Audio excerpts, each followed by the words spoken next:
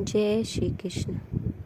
हिंदू पंचांग के अनुसार प्रत्येक वर्ष भाद्रपद माह के कृष्ण पक्ष की षष्ठी तिथि को हल षष्ठी का त्यौहार मनाया जाता है। ये पर्व भगवान श्री कृष्ण के बड़े भाई श्री बलराम जी के जन्म उत्सव के रूप में मनाया जाता है। कहा जाता है कि इसी दिन श्री बलराम जी का जन्म हुआ था। हल षष्ठी व्रत को हलछठ या बलराम जयंती के नाम से भी जाना जाता है। यह व्रत माताएं अपनी संतान की दीर्घायु की कामना के लिए रखती हैं। पुत्रों की दीर्घायु और सुख संपन्नता के लिए हर षष्ठी का व्रत महत्वपूर्ण माना जाता है। इस दिन माताएं सुबह स्नान आदि करने के बाद हलछठ का व्रत शुरू करती हैं। आइए अब सुनते हैं इसकी कथा।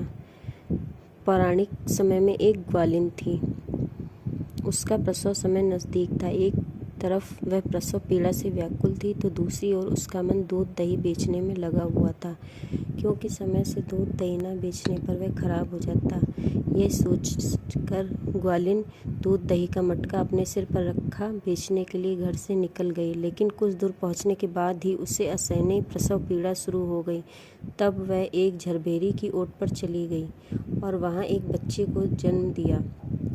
ग्वालिन बच्चे को वहीं छोड़कर पास के गांव में दूध बेचने चली गई। संयोग यह था कि उस दिन हल षष्ठी थी। ग्वालिन ने गाय और भैंस के दूध को मिलाकर गांव वालों को केवल भैंस का दूध बताकर बेच दिया।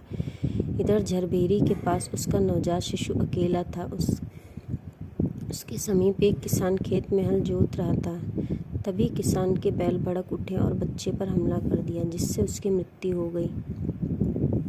इस घटना के बाद किसान बहुत डर गया और वह वहां से भाग गया। जब कुछ देर बाद ग्वालिन दूध बेचकर बच्चे के पास पहुंची तो अपने बच्चे की दशा देख बहुत दुखी हुई। उसने ये सोचा कि ये सब उसके पापों की सजा है।